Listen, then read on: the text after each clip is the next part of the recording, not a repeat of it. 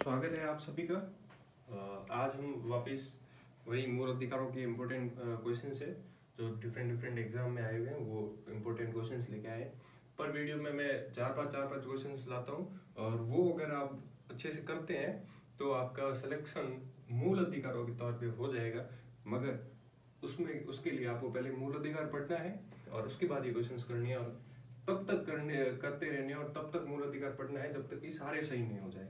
और जब सारे सही हो जाते हैं तो सीधी सी बात है कि अब मूल अधिकारों को छोड़ देना चाहिए, आपके सिलेबस में वो पॉइंट क्लियर है। फर्स्ट क्वेश्चन है, किस प्रधानमंत्री के कार्यकाल में संपत्ति के अधिकार को मूल अधिकार से हटाया गया था या फिर संशोधित किया गया था? और दूसरे जो अनुच्छेद है मूल अधिकारों से बाहर, उसको जोड़ा गया था।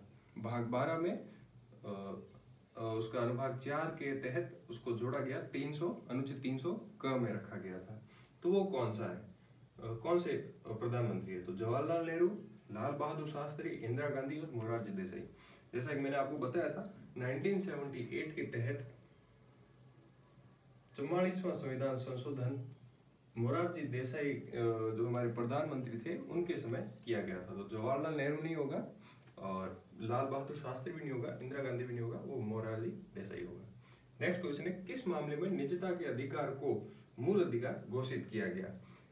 प्राइवेसी है वो, राइट टू प्राइवेसी, ये आपके मूल अधिकार में, फंडामेंटल राइट में कब लगाया गया, मतलब किस मामले के तहत लगाया गया था? सुप्रीम कोर्ट ने इसको किस मामले के तहत बोला गया कि जो प्राइवेसी है वो मूल अधिकारों के तहत आती है?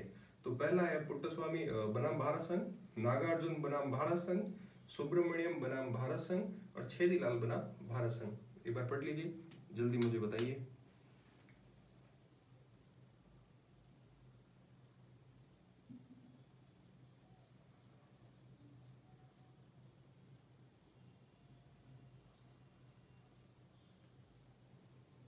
हो गया? तो इसमें है पुट्टस्वामी बनाम भारत संघ। इस केस में जो सुप्रीम कोर्ट है उसने बोला था राइट टू प्राइवेसी, मौलिक अधिकार जो है उसमें निजता के अधिकार को रखा गया है, वो अनुच्छेद 21 के तहत आता है। इसमें 9 न्यायाधीशों की न्यायपीठ बैठी थी।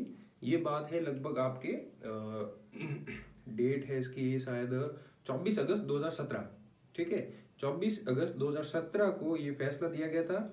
और उसमें संविधान के अनुच्छेद 21 है जिसमें आपको प्राण एवं दैहिक स्वतंत्रता मिलती है, उसी के अंतर्गत मूल अधिकार में ये प्राइवेसी आपकी आती है। तो पुट्टस्वामी बनाम भारत संघ था, 9 न्यायाधीशों की एक संविधान पीठ बैठी थी जिसमें आपके राइट टू प्राइवेसी, निजता का अधिकार दिया गया था अनुच्छेद 21 के तहत मूल अधिकारों में। नेक्स्ट क्वेश्चन, संवैधानिक उपचारों का अधिकार, मुझे बताने की जरूरत नहीं है, आप बता दोगे, देख लीजिए एक बार।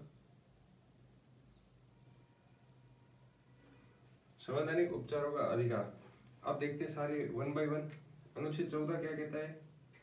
समानता का अधिकार है इसमें, ठीक है, विधि के समक्ष सब समान, विधि का समान संरक्षण अनुच्छेद 14 में। अनुच्छेद 21 अभी आपको बताया था, प्राण एवं दैहिक स्वतंत्रता है, ठीक है, उसमें भी कुछ नहीं करना, स्वतंत्रता सारी मिलती है, निजता की स्वतंत्रता भी इसके अंतर्गत आती है। नेक्स्ट क्या है? अनुच्छेद 30।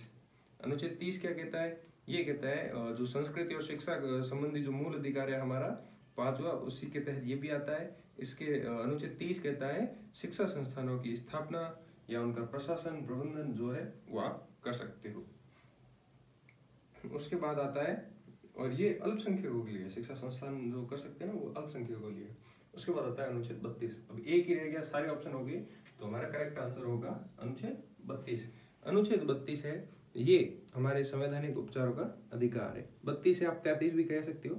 भारतीय संविधान के 32 में ही इसको बोला गया और बाबा साहेब भीमराव अंबेडकर साहब थे, उन्होंने इसको भारत के संविधान का हृदय या आत्मा भी कहा है, ठीक है। ये सबसे इम्पोर्टेंट है क्योंकि संवैधानिक उपचारों का अधिकार जो है वो संविधान द्वारा प्रदत्त जो हमारे मौलिक अधिकार है हमारे, उनको प्रभावी रखता है और प्रतिपादित करता है, ठीक है। इस अनुच्छेद के अंतर्गत आपके जितने भी मूल अधिकार हैं, ठीक है, 12 से लेके 35 तक को परिवर्तित कराने का और पूरे उच्च न्यायालय में आवेदन करके अधिकार प्रदान किए जाते हैं आपके।